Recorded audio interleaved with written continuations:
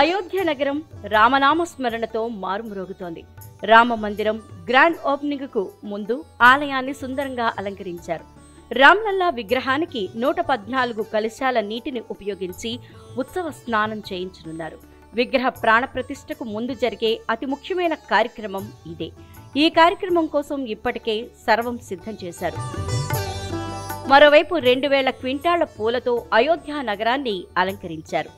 అంతేకాక అయోధ్య నగరమంతా రాముడి భారీ కటౌట్లు ఏర్పాటు చేశారు. ఆలయాన్ని మొత్తం దీపాలతో నింపారు. ఇవి సందర్శకులను ఎంతో ఆకట్టుకుంటున్నాయి.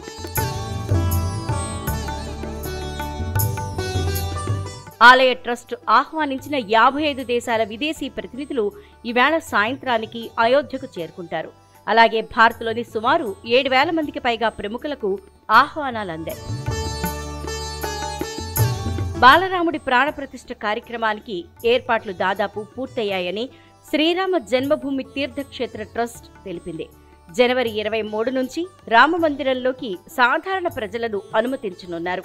ఆలయ పరిసరాల్లో 25,000 మందికి పైగా యూపీ పోలీసులను మోహరించారు. ప్రాణప్రతిష్ఠ జరిగిన మరుసటి రోజు నుంచి భక్తులను 2 స్లాట్లుగా విభజించి దర్శనానికి అనుమతిస్తారు. ఉదయం 7 గంటల నుంచి 11:30 వరకు, మధ్యాహ్నం 2 గంటల నుంచి 7 గంటల వరకు సందర్శకులకు అనుమతినిస్తారు.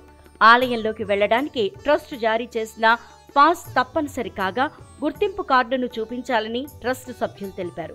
విగ్రహ ప్రాణప్రతిష్ఠ వేడుకను ప్రసారం చేయడానికి సర్యూ నది ఘాట్లో భారతదేశంలోనే అతిపెద్ద LED స్క్రీన్ ఏర్పాటు చేశారు.